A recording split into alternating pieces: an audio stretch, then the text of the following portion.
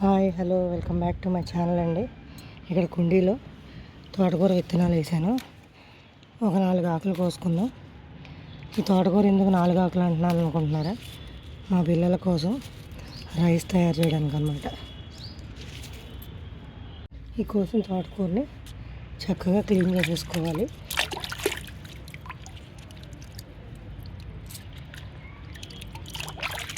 ఫ్రెష్గా క్లీన్ చేసేసుకున్న తర్వాత దీన్ని కట్ చేసుకుందాం. కొద్దిగా చిన్న గ్లాసు రైస్ తీసుకున్నానండి. పిల్లలిద్దరికి ఇది ఎక్కువే అవుతుంది, కానీ నాకు అన్నీ కొంచెం కొంచెం వండడం రాదండి. మిగులుతుంది, మేము తినచ్చు, వేస్ట్ ఏం పోదు కదా. ఇవన్నీ గ్లాస్ రైస్ తీసుకున్నాను. ఇందులో పైన కొద్దిగా పెసరపప్పు, ఒకరోజు పెసరపప్పు వేస్తాను, ఒకరోజు కందిపప్పు వేస్తానండి. ఒకే పప్పు పెట్టకుండా దీన్ని ఇప్పుడు శుభ్రంగా వాష్ చేసేసుకుందాం.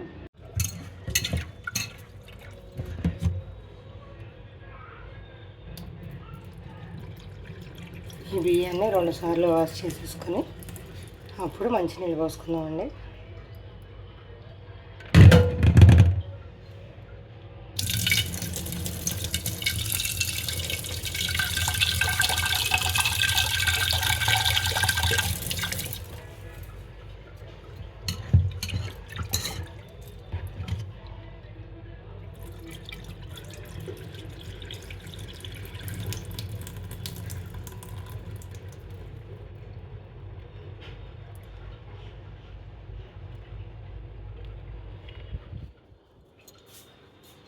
ఇప్పుడు ఈ రైస్లో వాటర్ పోసేసుకుందాం. మొత్తం పప్పు రైస్ కలిపి 1 గ్లాస్ పోసాను కదండి. 3 గ్లాసులు వాటర్ తీసుకుంటున్నాను.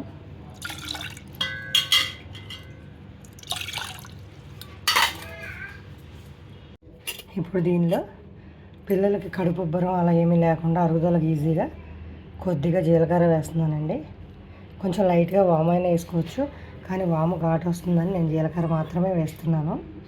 మనం కడిగి పెట్టుకున్నాం కదండి తోటకూరని, ఆ తోటకూరని కూడా ఇలా చిన్న ముక్కలు చేసేసి ఈ రైస్లో వేసేస్తానమాట. ఇప్పుడు ఈ క్యారెట్ని కూడా పీల్ చేసేసి ముక్కలుగా తరుక్కొని దాంట్లో వేస్తాను. ఇలా కట్ చేసుకున్న క్యారెట్ ముక్కలను కూడా ఇప్పుడు ఈ రైస్లో వేసేస్తానండి. 30 years బ్యాక్ నా కూతురికి కూడా ఇలానే పెట్టేదాన్ని అండి. ఇప్పుడు మళ్ళీ మా అమ్మాయి పిల్లలకు కూడా అలాగే పెడుతున్నాను అనమాట. దీన్ని ఇప్పుడు అన్నం వండేసుకుందాం. అన్నం వండిన తర్వాత పిల్లలకి ఫుడ్ ఎలా తయారు చేస్తానో చూపిస్తాను. కుక్కర్ పెట్టేశానండి. ఇది ఒక 3-4 విజిల్స్ వచ్చాక ఆపేసుకుందాం. అన్నం మెత్తగా అవ్వాలి కదా, అందుకని 4 విజిల్స్ వచ్చినా పర్వాలేదు.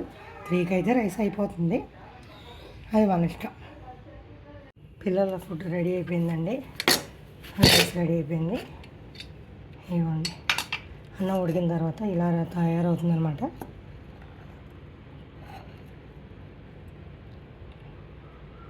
ఇలా మెది పీస్ అయినా పెట్టేయచ్చు పిల్లలకి.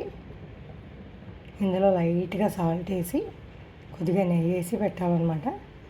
నేను మాత్రం మా పిల్లలు ఇంకా చిన్నపిల్లలే కాబట్టి దీన్ని మిక్సీ చేస్తానన్నమాట. చక్కగా సిల్లాకలా తింటారు. ఒక 10 months వచ్చే వరకు ఇట్లా పెడతానండి.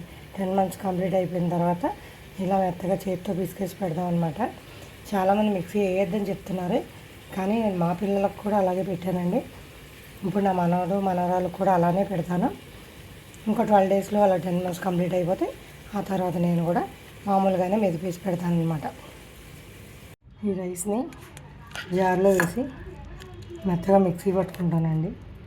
మా పిల్లలిద్దరికి కోలిక్ పెయిన్ ఉందండి, అంటే కడుపులో నొప్పి వస్తుంది. పాపకేమో ఇంకా పళ్ళు రాలేదు. నవలకుండా మింగడం వల్ల మళ్ళీ వాళ్ళకి అరగకపోతే ప్రాబ్లం అవుతుందని చెప్పి నేను ఇలా పెడతానమాట. అసలు ఆల్రెడీ మా పిల్లలకు కూడా ఇలాగే పెట్టేదాన్ని చిన్నప్పుడు. ఒక 10 months ఇట్లా పెడితే వాళ్ళ తర్వాత అన్నీ అలవాటు చేస్తే అలవాటు పడిపోతారని. తినరు అన్న ప్రాబ్లం ఏం లేదు, ఎందుకంటే నేను ఆల్రెడీ చూశాను కాబట్టి నేను మళ్ళీ అలాగే పెడుతున్నాను అనమాట. ఇందులో లైట్గా సాల్ట్ వేసుకుందాం. చాలా కొద్దిగా సాల్ట్ వేస్తానండి నేను. దీన్ని ఇప్పుడు మిక్సీ చేసేసుకుందాం. ఇప్పుడు ఈ రైస్ ఇట్లా సిల్లాక్ లాగా మెత్తగా ఉంటుందండి. ఇట్లా పిల్లలకి స్మూత్గా పెట్టేయచ్చు స్పూన్తో. ఇందులో కొద్దిగా నెయ్యి వేసుకుందాం.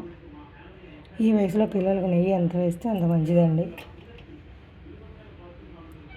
ఇది మీ పిల్లలు తినేదాన్ని బట్టి వాళ్ళు ఇష్టపడకపోతే కొంచెం వేసుకోండి, లేకపోతే ఇట్లా ఒక 2 స్పూన్స్ నెయ్యి వేసేసి